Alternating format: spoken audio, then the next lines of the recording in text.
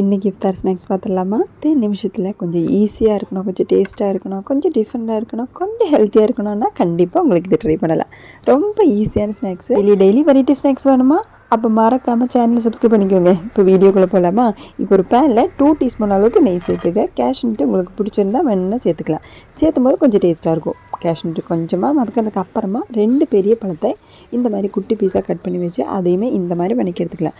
இப்போது தேங்காய் பூ 1 கப்பு தேங்காய் பூ அதையும் போட்டு நல்லா வதக்கி எடுத்துக்கலாம். கூடவே இனிப்புக்கு ஏற்ற மாதிரி நான் சக்கரை தான் சேர்த்துக்கிறேன். உங்களுக்கு வேணால் நாட்டு சக்கரை வேணாலும் யூஸ் பண்ணிக்கலாம்.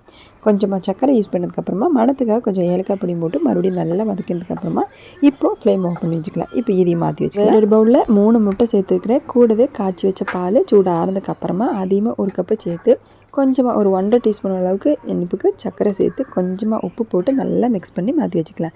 இப்போ அதே பேன்லேயே மறுபடியும் 1 டீஸ்பூன் நெய் சேர்த்து நம்ம ப்ரெட் ஒரு 4 ப்ரெட்டு ஃபஸ்ட்டு எடுத்துக்கிறேன். அது நம்ம முட்டையோட மிக்ஸ் இருக்குது பார்த்திங்களா, அதில் முக்கி இந்த மாதிரி செட் பண்ணதுக்கப்புறமா நம்ம பழத்தோட மிக்ஸ் இருக்குது பார்த்திங்களா, இந்த ஸ்வீட்டு சென்டரில் வச்சு கரெக்டாக லெவல் பண்ணி எடுத்துக்கலாம். இப்போ மறுபடியும் 4 ப்ரெட் எடுத்து மறுபடியும் அந்த முட்டையோட மிக்ஸ்லேயே முக்கி இந்த மாதிரி செட் பண்ணதுக்கப்புறமா கொஞ்சமாக மேலாக நம்ம மொத்தமாக ஊற்ற வேண்டாம், ஓரளவுக்கு ஊற்றி இந்த மாதிரி கரெக்டாக சைடு ஃபுல்லாக செட் பண்ணி எடுக்கும்போது கரெக்டாக செட்டாக வரும்.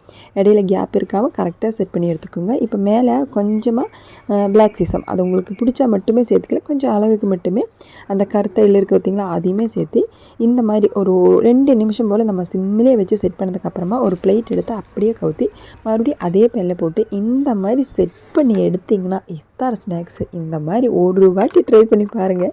அப்போ இஃப்தார் ஸ்நாக்ஸ் கிடையாது, டெய்லி பிரேக்ஃபாஸ்ட்டாக டெய்லி ஈவினிங் ஸ்நாக்ஸாக எப்படி ஆனாலும் பரவாயில்ல. ஆனால் கண்டிப்பாக அடிக்கடி பண்ண வேண்டியதாக இருக்கும். ஆனால் மறக்காமல் பண்ணும்போது கொஞ்சம் ஜாஸ்தியாகவே பண்ணிடுங்க. ஏன்னா இதோட டேஸ்ட்டு சும்மா அந்த அளவுக்கு இருக்கும். கண்டிப்பாக மிஸ் பண்ணாமல் ட்ரை பண்ணி பாருங்கள். ஸ்வீட் பிடிக்குமா? கண்டிப்பாக உங்களுக்கு இது பிடிக்கல. இப்படி ட்ரை பண்ணுறது தானே, ட்ரை பண்ணி பாருங்கள்.